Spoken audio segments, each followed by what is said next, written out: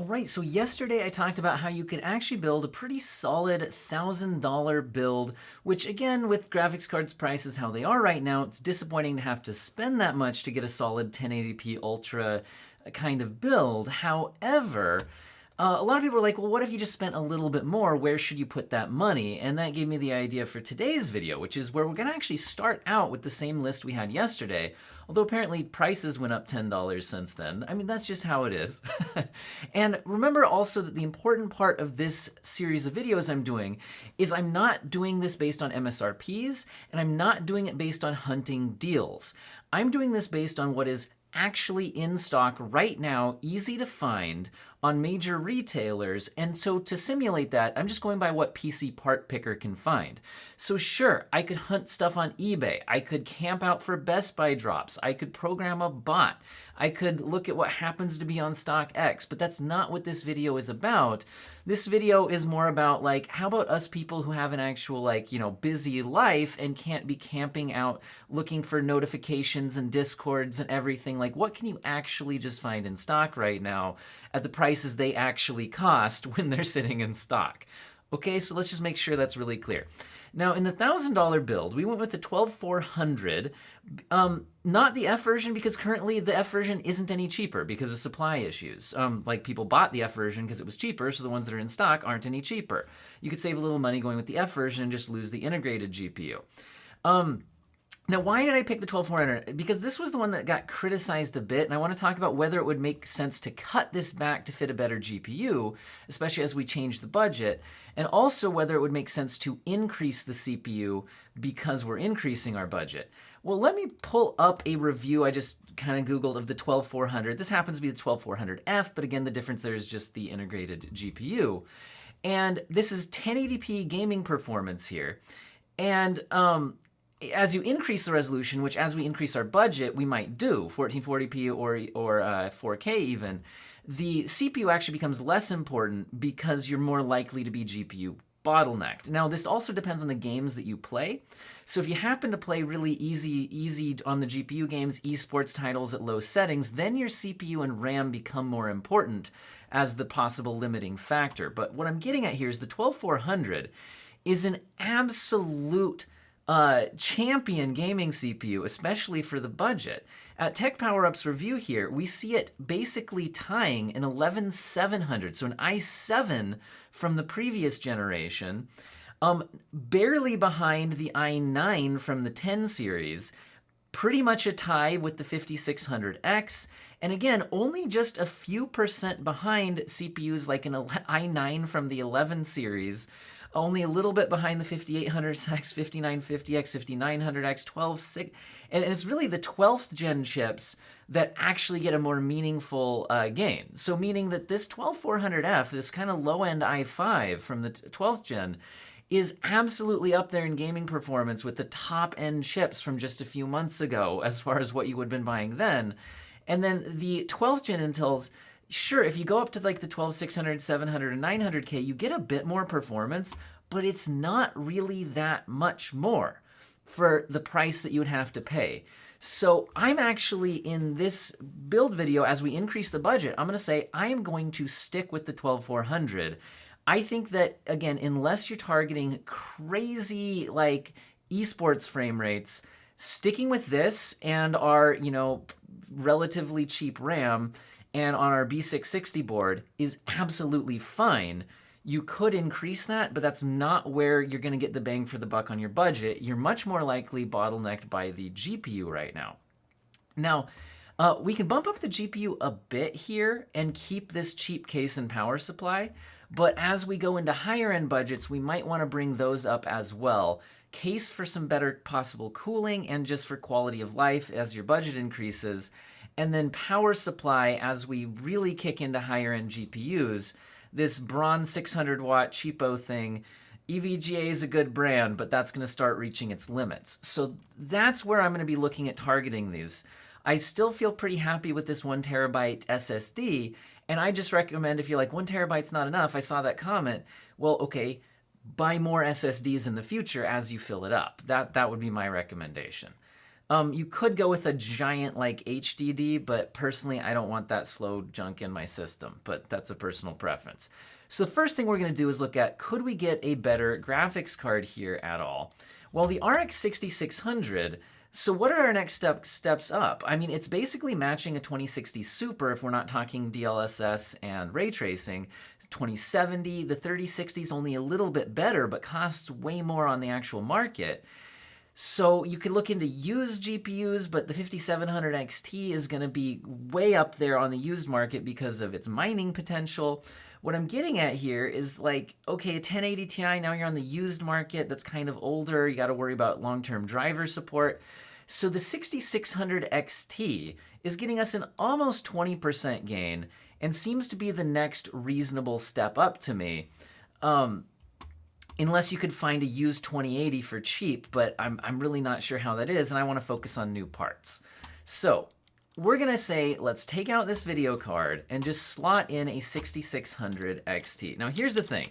Depending on when you look, the prices on these things, I'm going to sort low to high, are going to be all over the place. You can almost always find them for $600 or so, but occasionally they will sit in stock for at least a few hours, between $500 to $550, and I've even seen one recently on Best Buy for $430, but that one sold out lightning quick. So again, in the theme of this video, I'm going with what is it actually just sitting in stock at, right? So you don't have to fight it. Apparently that's $600 right now, but like I said, a lot of times you can get a better deal on that. And that brings our total system price here to under $1,200. So under $1,200, great.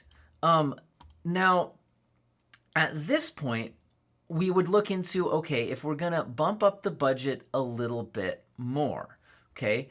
So if we're gonna bump up the budget a little bit more, I still think bumping up the graphics card is the way to go, although we're gonna start to be wondering if the power supply is reaching its limit. I think we can go slightly farther on this power supply, and here's how far I think we can go.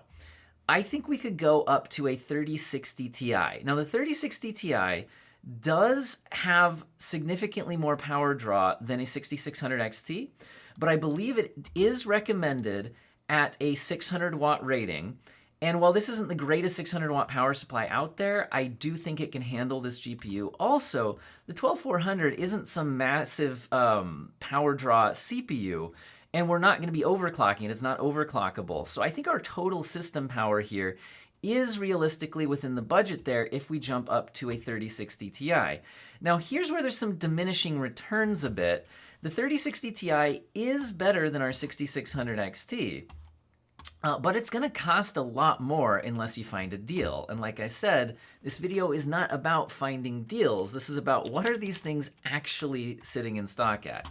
So what I'm actually going to do here is just search for RTX cards. So we're looking at the NVIDIA side of things and looking at what would we have to pay right now if I did want to jump up there. Notice even the 3050s, 2060s, all of that are just crazy up there in price. The 3060s are going to be a little bit worse than our 6600 XT unless you're kicking in ray tracing and DLSS, which, you know, so it's kind of more of a pros and cons. I'd probably go with the 6600 XT. Some people might prefer these NVIDIA features. Also, if you do certain types of content creation, you actually do need the NVIDIA architecture for that to work with certain programs. It looks like our first 3060 Ti is popping in here at almost $840. Let's add that into our build and see what that price ends up as. So we're actually under $1,400. So for $1,400, we're really pushing the limits on our case and power supply here, but to keep us at that $1,400 price range, I would say that this is still pretty reasonable. And will now, with the 3060 Ti, be getting you not only better performance just straight up rasterized than our 6600 XT, especially at 1440p. I think this is now making sense as a solid 1440p build. But now you have access to DLSS and ray tracing, and for a lot of people, especially the DLSS option is going to be really nice, especially if you're doing a 1440p build. DLSS can look very good at 1440p. At the 1080p level, it's a little more questionable to me, depends on the game and your personal preferences. Ray tracing, again, same idea, whether or not it's worth the frame rate hit for you, but having DLSS is going to be a good option. Now, one thing we should compare this to, though, is what would be the price difference if we went with a 6700 XT. So 6700 XT, sometimes we can get a fairly similar price point on that. Okay, so $900 right now. A lot of times you can find those cheaper for more like $800, but again, I'm not doing special deals for this video. We're just looking at where we'd slot things in. I do think you could also fit the 6700 XT in here, and that brings it up to 1450, a little bit above. Now, the main trade-off here, again, like if we pull up our performance chart, so if we look at, let's look at how we jumped from the 6600 XT, okay? So the 6600 XT, jumping up to the 3060 Ti is a fairly noticeable jump, plus you get access to those ray tracing and DLSS features. But if we set our 3060 Ti as a baseline, notice that jumping to the 6700 XT is kind of small, although keep this in mind, this is going to be talking about 4K results, because we've now we've hit the point in this chart where I think it might be comparing 4K results here. I'm not 100% sure, but it might be, and in which case you've got to be kind of careful about that, because at 1440p, I do think the 6700 XT is going to be doing better than this chart is suggesting against the 3060 Ti. But again, you're going to lose access to the high quality ray tracing and then the DLSS options. So personally, at the prices I'm seeing here, I'd take the 3060 Ti for $50 less and getting access to those NVIDIA features and better ray tracing. That would be my recommendation here. So I'm gonna stick with the 3060 Ti here.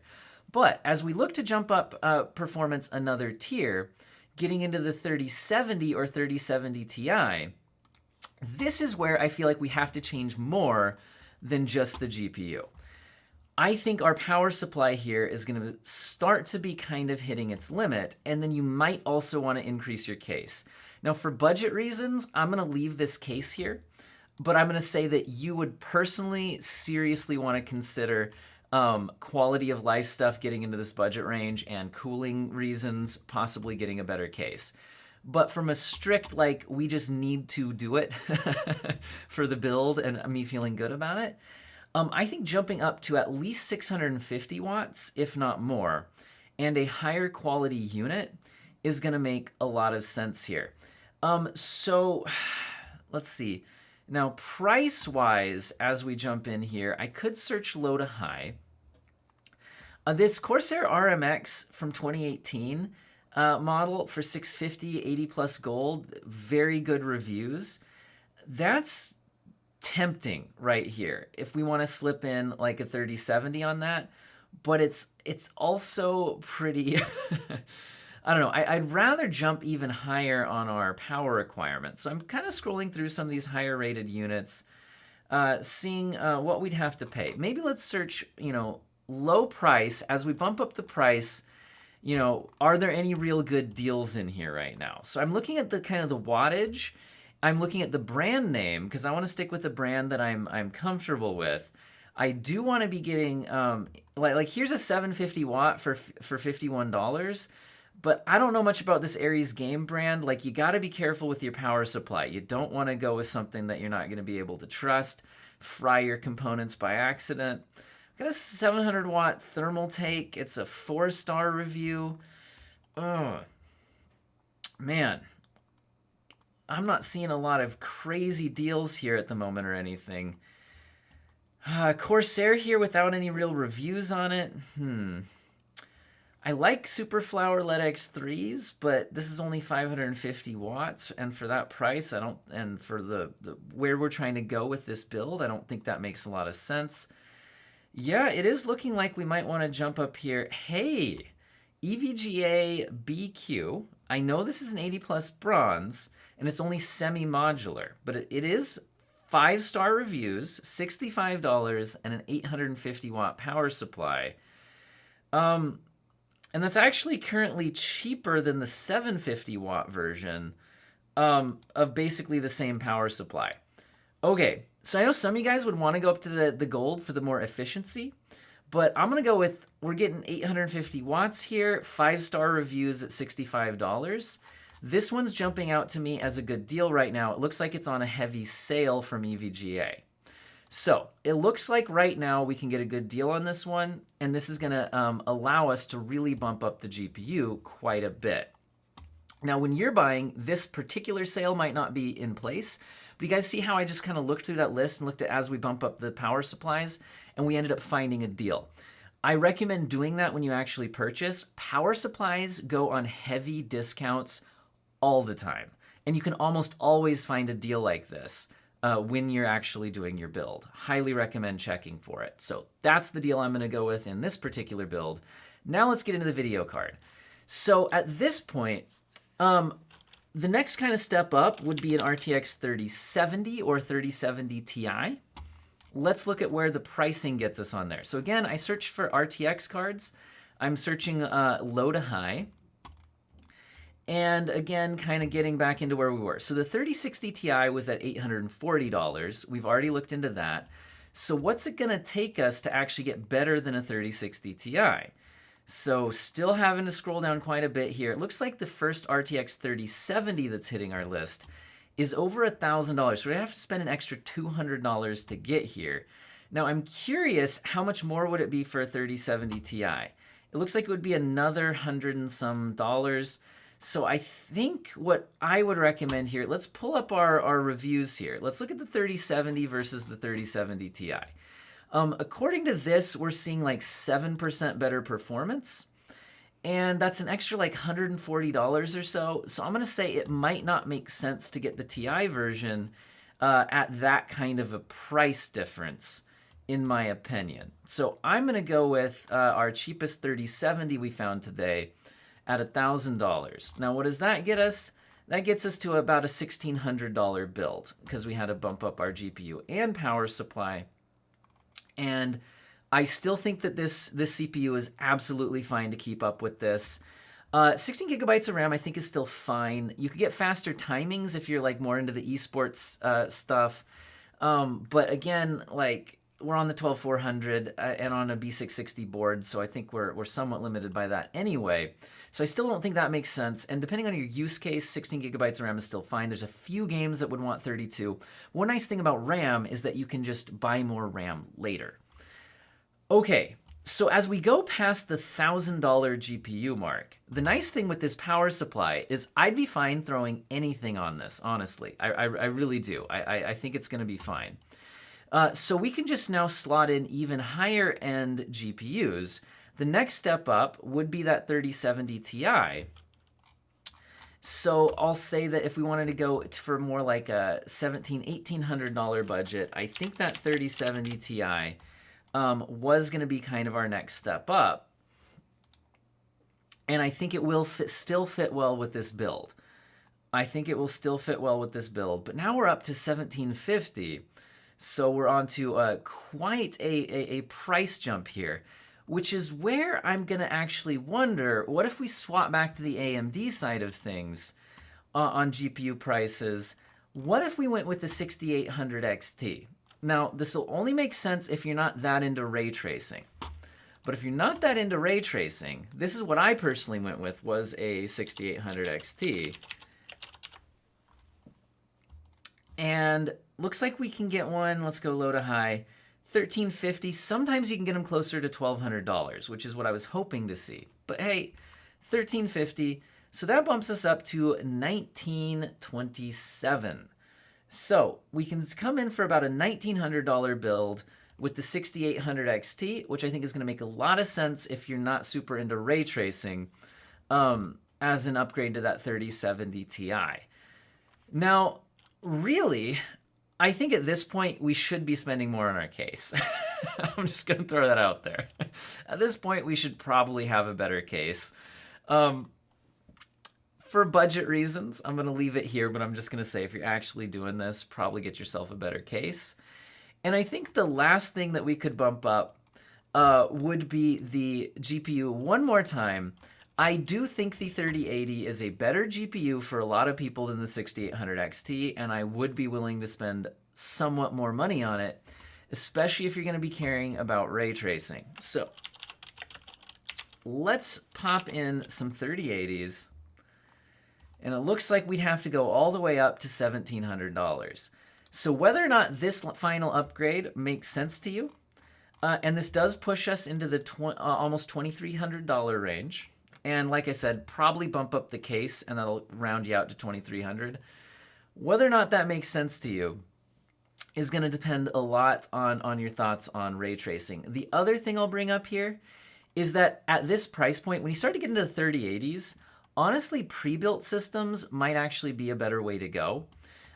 Because you can get a pre-built system around the same price with the 3080, but that probably was able to fit in like a 12600K and a Z690 motherboard, still with 16 gigabytes of RAM, a terabyte here, probably an actual CPU cooler.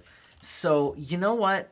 This video is getting super long, but let's actually just round it out with that. So I think once you get to, I think I actually had one in my cart at CyberPower that I priced out earlier, except I had a 3070 on it.